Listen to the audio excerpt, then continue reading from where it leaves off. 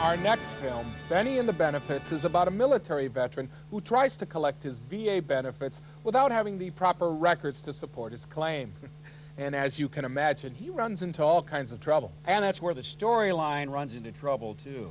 Now, here's a guy with thousands of dollars in potential benefits at stake, and he doesn't bother to keep a copy of his records? I mean, get real. Oh, you get real, Dean. This is a serious film about a serious problem for a lot of vets. Well, it shouldn't be. You want your benefits, you keep your records. It's that simple. If there's anything simple here, it's your insight into human behavior. All right, give me one good reason why someone wouldn't keep a copy of their records. You know, I don't know what plan... The Department of Veterans Affairs urges you to keep a personal copy of your complete military records, especially if you've suffered some kind of disability while serving. And be sure to request a physical before you retire from active duty. It can make receiving VA benefits a lot easier. And now for your extended Travel City and hometown forecast. In the AFN Weather Center, I am Air Force Staff Sergeant Gerard Hunter.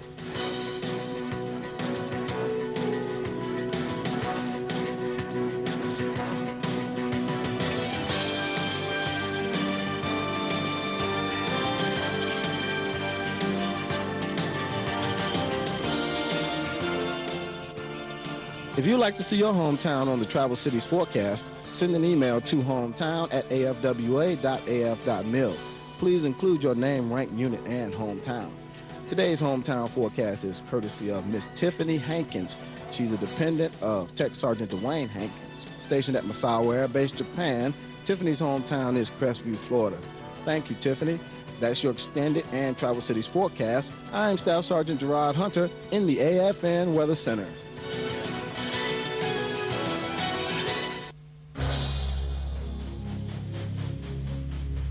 The Norden bomb sight ranks as one of the most important scientific developments of World War II. Invented by Carl L. Norden, a civilian consultant, this bomb sight incorporated a gyro-stabilizing automatic pilot to keep the bombers straight and level during bombing runs. This new bomb sight was tested first in B-17s. Since the bomb sight passed control of the aircraft from pilot to bombardier, U.S. aircraft could now more accurately bomb the targets. The technology of the Norden bomb sight was so highly classified that if crew members had to ditch the aircraft, they were required to jettison the bomb sight to keep it out of enemy hands. Eventually, this new device was installed in the B-29, allowing the Super Fortress to fly higher and faster to deliver its bombs. This increased the safety for its crew. The Norden bomb sight, another World War II first.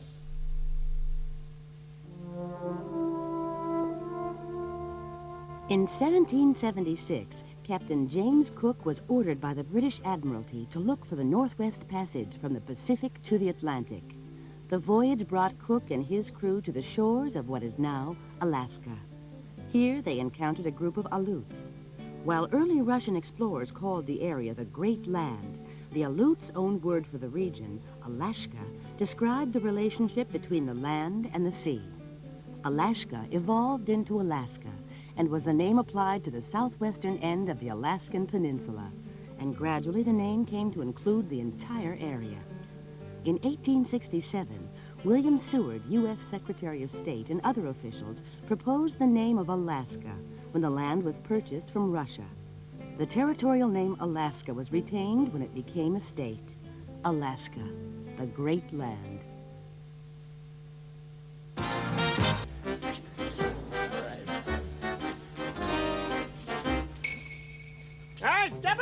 Step aside! It's really a shame. Now, with today's modern investigative methods, it shouldn't be too difficult to determine how this break-in occurred. Why, it's elementary. The window's unlocked. The thief simply slipped in and took whatever he wished. Son, did you keep your things locked up so it'd be harder for the thief to get at them? That sounds like a good idea. No doubt about it. It was the window. Nonsense. The young man left the barracks door open while he went to use the phone. The thief walked in and out with the goods. Now, wait just a doggone minute. Is this true? Either way, from now on, keep your windows locked, secure your stuff, and lock your door every time you leave your room. Now, nip it in the butt. Here. Excuse me, just Don't one touch more. that. That's evidence. Come in and don't allow that back in Mayberry. It's an official crime. By 1711, there are as many as 30 bookshops in the colonies. They sell books like this one, a satire by Ebenezer Cook. It tells of a fictional voyage to Maryland, of the feast, frolics, entertainments, and drunken humors in that part of America. Book selling is a thriving trade. So is selling tobacco, medicine, and playing cards. In 1711, the wigs worn by society ladies are supposed to impress, but colonial cartoonists can't help but poke fun at them. Off the Nantucket coast in 1711, a prize is fished out of the sea. Before you know it, 6 sloops form a whaling fleet, and whaling becomes a leading industry in the New World, shaping America in 1711.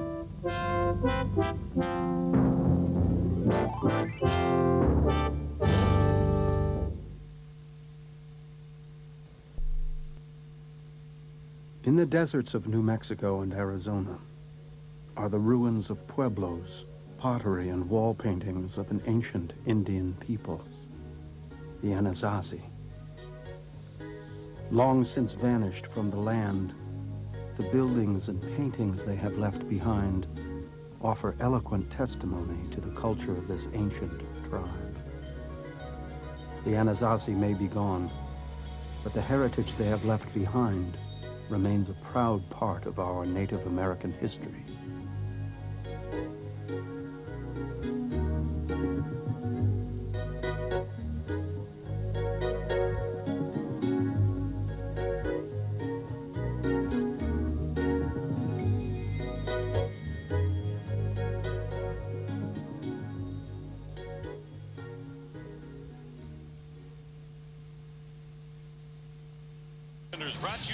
Senators and Hurricanes. Damian Rhodes coming off his first shutout of the season. He would not get number 2 Monday nights. Ron Francis on the deflection.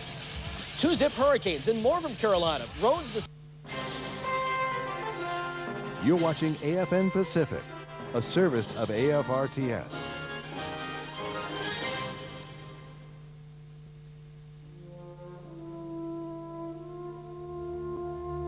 In the late 1600s, in what was then a northern portion of Mexico called Sonora, a Jesuit priest, Friar Eusebio Kino, established a mission. The mission was named Arizonac, a name derived from the Pima Indian words Ali, meaning small, and Shonak, meaning place of the spring. The name Arizonac underwent additional change around 1734. Silver had been discovered in the area, and when the King of Spain sent soldiers to protect the mine, the area was officially designated as Real de Arizona, the royal headquarters of Arizona. Over 130 years later, the United States Congress created the Arizona Territory by a bill signed into law by Abraham Lincoln. And the name was retained when Arizona achieved statehood. Arizona, place of the small spring. If you made butter in Wisconsin, then you've never been to Smicksburg, Pennsylvania.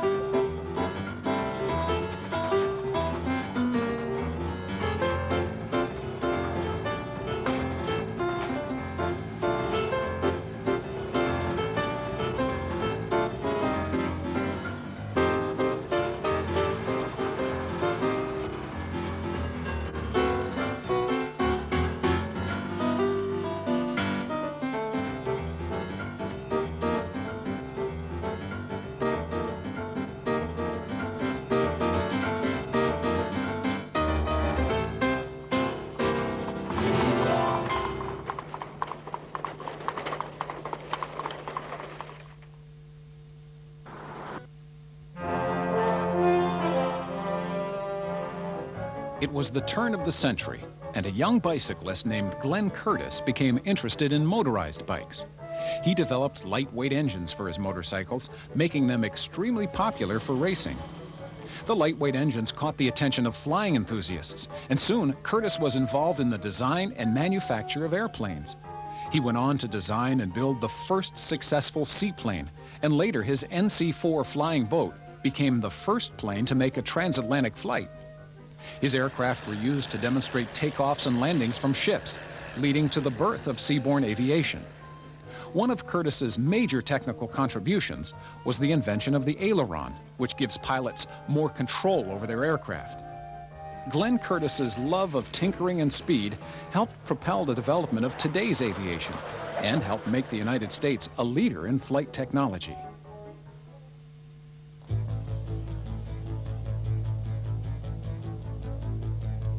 The B-29 Superfortress, the most advanced aircraft of its time, flew its first combat mission on June 5, 1944. This amazing aircraft, the first of a new generation of high-altitude bombers, featured a central gunnery system operated by remote control and fully pressurized crew compartments.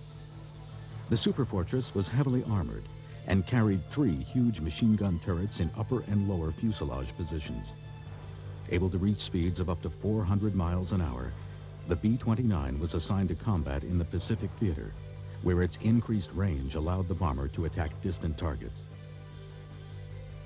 The B-29 not only helped bring about Allied victory during World War II, it also set the stage for future generations of commercial airliners. The B-29 Superfortress, an important World War II first. Primetime Tuesday. Touched by an Angel starts your evening. Then, oh baby, Arnold Schwarzenegger is pregnant. Don't miss the AFN Tuesday movie, Junior, AFN tonight.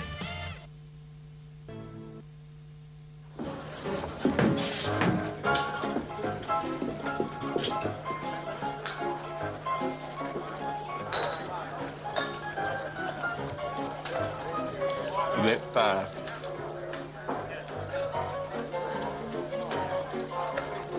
I'll see your 5 and raise you 5 more. I call that, and I raise you 20. Hold it right there!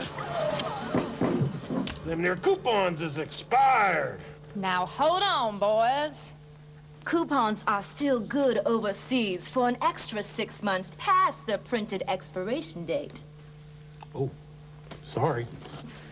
By shopping with a fistful of coupons. Freedom of wheat, boys. You can save big on your grocery bill every time.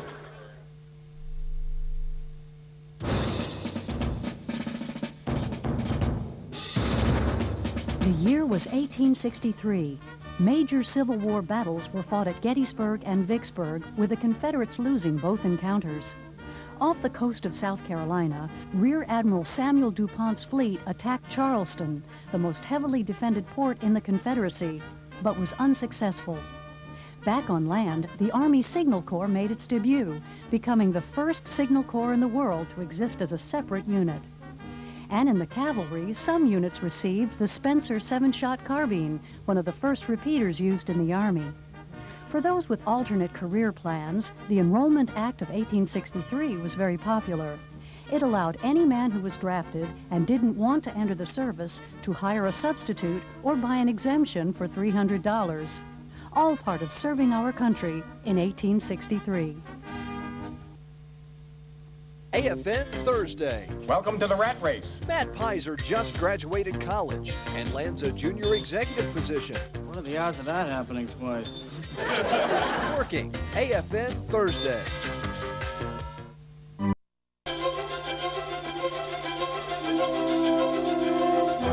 Mississippi is our 32nd largest state and is located in the southern region. It is surrounded by Tennessee, Alabama, the Gulf of Mexico, Louisiana, and Arkansas.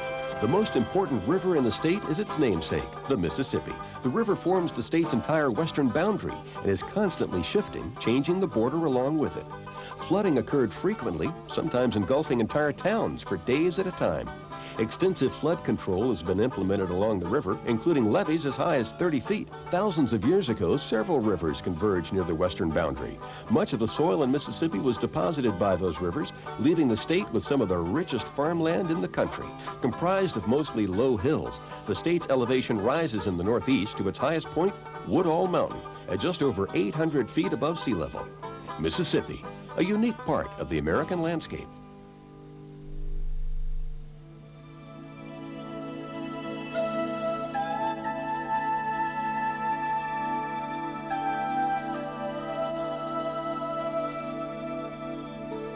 Utah's Great Salt Lake lies just west of the Rocky Mountains, surrounded by desert land that Mormon settlers turned into a cultivated oasis. With no outlets for drainage, lake water can only escape through evaporation, leaving behind the salt and minerals washed down from the mountains. Historically, Great Salt Lake has been a scene of curiosity. One historian said, "Great Salt Lake is an ironical joke of nature, water that is itself more desert than a desert." Moody and withdrawn, the lake unites a haunting loveliness to a raw desolateness.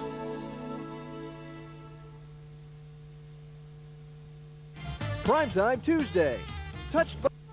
Until now, there was no one out here to shout, "Where bound? Where from?" The stars embraced you, and if you had good fortune, the moon smiled down. But in the dark, there was no one to wish a sailor passing bravely by, "Godspeed."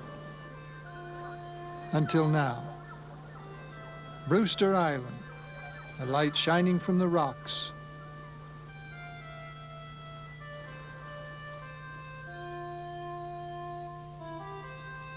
Lonely vigil for guarding Boston Harbor in 1716.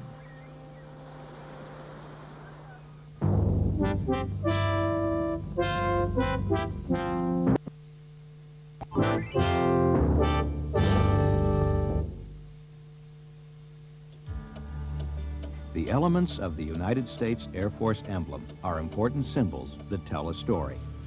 The American bald eagle symbolizes the United States and its air power.